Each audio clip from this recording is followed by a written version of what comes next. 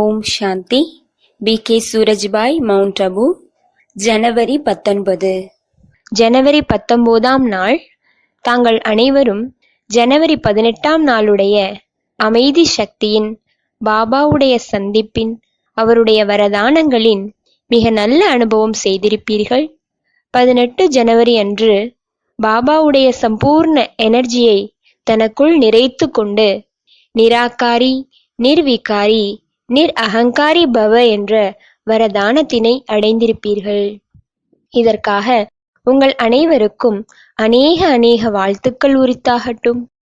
நாம் சங்கமயுகம் முழுவதும் சிரேஷ்டமான புருஷார்த்தம் செய்ய வேண்டும். நாம் என்ன செய்ய விரும்புகின்றோம், பாபாவிடமிருந்து என்ன அடைய விரும்புகின்றோம், எப்பேற்பட்ட ஸ்திதியை உருவாக்க விரும்புகின்றோம், அதற்கான முயற்சியை உண்மையான உள்ளத்துடன் செய்து அதை நாம் அடைந்து விட வேண்டும். ஏனென்றால் பாபா இந்த நேரத்திற்கு அப்படிப்பட்ட வரதானம் கொடுத்துள்ளார். அதை நான் உங்களுக்கு நினைவு ஏற்படுத்துகின்றேன். எந்த குழந்தைகள் உண்மையான உள்ளத்துடன் முயற்சி செய்கின்றார்களோ அவர்களுக்கு பாபாவுடைய வரதானம் கூடவே இருக்கும். இதை நாம் தினமும் நினைவு செய்ய வேண்டும். அப்போது பாபாவுடைய எல்லையற்ற உதவி மூலம் நம்முடைய முயற்சி மிகச் சிறந்ததாக ஆகிவிடும். நாம் முரளி மற்றும் அமிர்த வேளையின் ரசனையை அடைய வேண்டும். இன்று முழு நாள் நாம் நேற்று பாப் தாதாவிடமிருந்து அடைந்த வரதானத்தினை நினைவில் வைத்திருப்போம். நேற்றைய ஸ்திதியின் நிலையை இன்றும் நாம் தொடர்வோம். நேற்று நாம் காலை முதல் இரவு வரை அடைந்த முயற்சி அனுபவம் அனைத்தும் இரவுடன் நிறைந்துவிட்டது என இருந்துவிடக்கூடாது. அந்தர்முகி ஆகி அந்த ஸ்திதியில் தன்னை நிறைத்து கொள்ள வேண்டும்.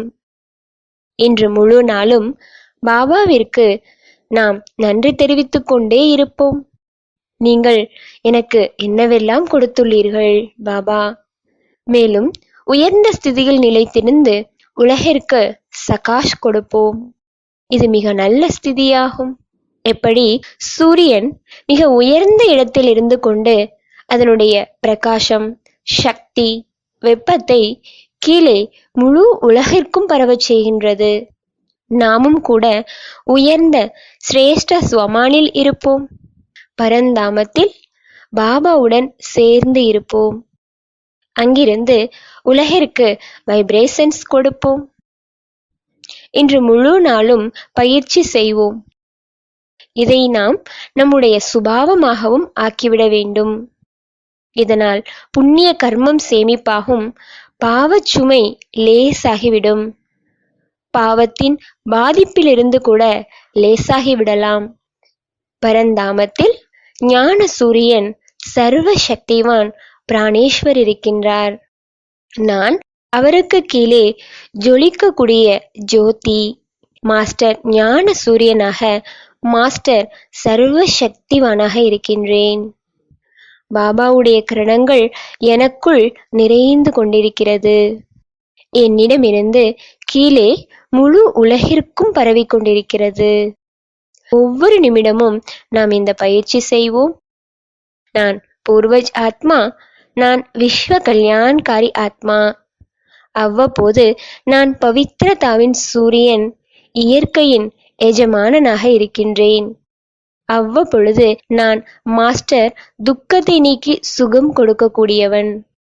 இந்த ஸ்வமான்களின் மூலம் உயர்ந்த ஸ்திதியில் நாம் நிலைத்திருந்து முழு உலகிற்கும் வைப்ரேஷன்ஸ் கொடுப்போம். அப்போது உலகிற்கு நன்மை ஏற்படும். உலகின் சூழ்நிலைகள் மாறிவிடும். அநேக ஆத்மாக்களிடம் மறைந்துள்ள தூய்மை வெளிப்படையும். அவர்களுடைய துக்கம், தடைகள் சமாப்தியாகிவிடும். ஆனால் இதற்காக நாம் வீணானவைகளிலிருந்து தன்னை விடுவித்துக் கொள்வது மிக அவசியமானதாகும். யார் தூய்மைக்கான யுத்தத்தை சமாப்தி செய்துள்ளார்களோ, உலகாயுத ஆசைகளுக்கு பின்னால் அலைபாயாமல் இருக்கின்றார்களோ, உண்மை இதுதான். யாருக்கு இந்த உலகத்திலிருந்து எதுவுமே தேவைப்படவில்லையோ அவர்களே மகான் யோகியாக ஆக முடியும். இதைத்தான் பாபா கூறுகின்றார். நீங்கள் உண்மையிலும் உண்மையான சந்நியாசி ஆகிவிடுங்கள்.